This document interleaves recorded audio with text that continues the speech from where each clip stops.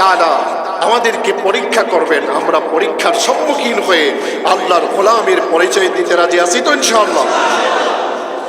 আল্লাহ পাক বললেন, ইন্নাল্লাহা ইশতারা মিনাল মুমিনিনা আনফুসাহুম ওয়া আমওয়ালাহুম বিআন্না লাহুমুল জান্নাহ। আল্লাহ তাআলা ঈমানদারের কাছে তার জান এবং মালের বিনিময়ে আল্লাহ তাআলা জান্নাত বিক্রি করে দিলেন। সুবহানাল্লাহ। আল্লাহ আল্লাহর প্রিয় বান্দাদের দিনের চাহাত কিভাবে পুরা করে দেখুন না।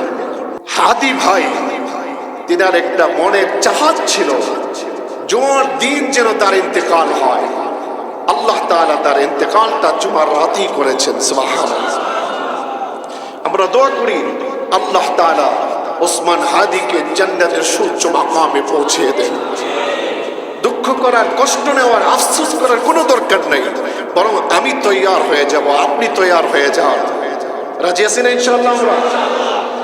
এই ভাই, এখন আর লেজ গুটিয়ে বসে থাকার সময় নাই, সেই দিন শেষ। আপনি যদি লেজ গুটিয়ে বসে থাকেন তাহলে ওই হায়নার দলেরা কিন্তু আরো কঠিন রূপ ধারণ করে আপনাকে আক্রমণ করবে। কিন্তু সেটাও মনে রাখতে হবে, ফিরআউন যখন মূসা আলাইহিস সালামের একেবারে নিকটে চলে গেলেন, শত্রু বাহিনীদেরকে একত্র করে মূসা আলাইহিস সালামের পিছনে শত্রু, ডানে শত্রু, বামে শত্রু, সামনে ছিল কি নীল নদ। মূসা আলাইহিস সালামের সাথে সঙ্গীরা বললেন, হে পয়গম্বর মূসা, আপনি দেখতে পাচ্ছেন না ফিরআউনের বাহিনী আমাদেরকে ধাওয়া করেছে? আমাদের ডানে শত্রু, বামে শত্রু, পেছনে শত্রু, সামনে নীল নদ। মূসা আলাইহিস সালাম বলেন, কাল্লা, তোমরা কি মনে করছো আমাদের কোনো পথ নেই? বরং অবশ্যই আমাদের পথ আছে। ইন্না মাইয়া রাব্বি সায়াহদিন। আমাদেরকে যিনি পথ দেখাবেন তিনি কে? যেই মাত্র নীল নদ গেলেন, আল্লাহ বলেন, পয়গম্বর মূসা, আপনি তাকায় আছেন কেন? আপনার লাঠিটা শুধু পানিতে রাখেন। যেই মাত্র লাঠিটা পানিতে স্পর্শ করছেন, 12টা রাস্তা হয়ে গেছে। সুবহানাল্লাহ, এত আসতে বললেন, 12টা রাস্তা হয়ে গেছে। আর কপাল মন্দ হলে এমনই তো হয়। এমন তো অবস্থায় ফিরআউন বলে যে, এই দেখো আমার কত ক্ষমতা, মূসার বাহিনীকে সমুদ্র ডুবে মারার জন্য আমি হুকুম করছি সমুদ্রকে যে 12টা রাস্তা হইতে, আর সাথে সাথে 12টা রাস্তা হয়ে গেছে। কত বড় মিথ্যুক! এই ধরনের মিথ্যুক এখনো আল্লাহর জমিনে আছে। রাস্তা করছে আল্লাহ। তাও মূসা আলাইহিস সালামের মুজিজা লাঠির মাধ্যমে তিনার সম্মানকে উপস্থাপন করার জন্য মানুষের সামনে। আর ফিরআউন এই চান্সে বলে কি, আল্লাহ বলেন, ও খেলবা তাহলে খেলো, তুমি খেলবা খেলো, জনগণকে এই কথা বুঝাইছো, আচ্ছা ঠিক আছে। তো মূসা আলাইহিস সালাম চলে গেলেন ওপার তিনার দলবল নিয়ে। এবার ফিরআউন বলে, কি ব্যাপার, এরা তো ওপার চলে গেছে। ফিরআউন দ্বিধাদ্বন্দ্বে আছে, কি করবে?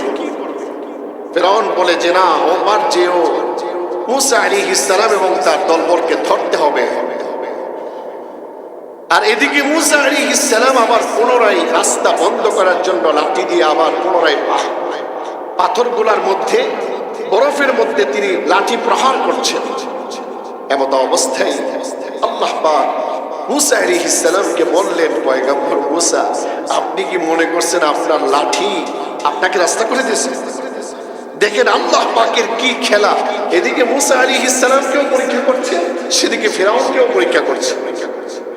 আল্লাহ বলেন, পয়গম্বর মূসা, লাঠি আপনাকে সাহায্য করে নাই, বরং আপনি আসমানের রবের দিকে তাকান, রবের কাছ থেকে আপনি সাহায্য চান। এবার মূসা আলাইহিস সালাম বলে, আল্লাহ সিলিন্ডার, লাঠি আমাকে কিছুই করতে পারে না, তওবা, আস্তাগফিরুল্লাহ, আল্লাহ আপনি আমাকে সাহায্য করুন। এবার এমত অবস্থায় ফিরআউনের বাহিনী তার দলবল নিয়ে মূসা আলাইহিস সালামকে আক্রমণ করার জন্য নীল নদের একেবারে মাঝ বরাবর। এবার আল্লাহ বলেন, খেলবা খেলো।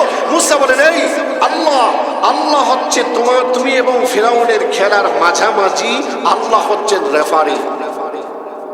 যেই মাত্র মূসা ওপার চলে গেলেন, চেষ্টা করেও রাস্তা বন্ধ করতে পারে না।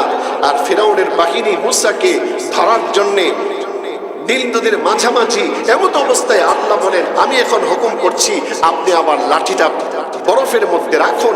যে মাত্র রাখলেন সাথে সাথে 12টা রাস্তা বন্ধ হয়ে পানিতে আবার উত্তাল তরঙ্গ হয়ে গেল। এমত অবস্থায় এক চান্সে ফিরাউনের বাহিনী শেষ। আল্লাহ বলেন, বড় সাররে এক চান্সে মাইরো না, এটাকে একটা চুবুনি দিবা, নীল নদীর নিচে নিয়ে যাবা, আবার উঠাইবা, আবার নিবা, আবার উঠাইবা, আবার নিবা। মুফাসসিরিনগণ বলেন, নীল নদীর নিচে নিয়ে শুধু ফিরাউনকে পেট খাওয়াই নাই, বরং এক নজর জাহান্নাম দেখায় তারপর আবার উঠেছে। আল্লাহু আকবার বলবেন না? বলেন আল্লাহু আকবার। সে আল্লাহকে আছে না নাই? কথা বলেন, আছে না নাই? এই জন্য হক বাতিলের খেলা ছিল, আছে, থাকবে। আল্লাহ শুধু দেখতে চান আল্লাহ রেফারি কে হকের পক্ষে থাকে, কে বেহকের পক্ষে থাকে। আপনাদের খতিব সাহেব হকের পক্ষে জীবনের শেষ নিঃশ্বাস পর্যন্ত আছে, আর কে কে আছেন দেখতে চায়। আল্লাহ তৌফিক দান করেন, সবাই বলে আমিন। ওয়াকুল জাআল হক ওয়া যাহাকাল বাতিল। হককে প্রতিষ্ঠা করুন, হক ঐক্যবদ্ধ হয়ে যান, হক একসাথে হয়ে যান, হক কাঁধে কাঁধ মিলান, হক বুকে আলিঙ্গন করেন, হকের পক্ষে থাকেন। ইনশাআল্লাহ বাতিল পালাতে বাধ্য হবে, বাতিল পালাতে বাধ্য হবে, এমনকি পালানোর সুযোগও পাবে না। তাদের বিচার আপনার জমিনেই হবে। আল্লাহ তাআলা আমাদের এই প্রেক্ষাপটকে, এই অবস্থাকে গোটা জাতির জন্য এক শিক্ষা এবং তালিম, ইবরাত হাসিল করার মাধ্যম হিসাবে, নিদর্শন হিসাবে বুঝে নেওয়ার তৌফিক দান করেন। সবাই বলে আমিন।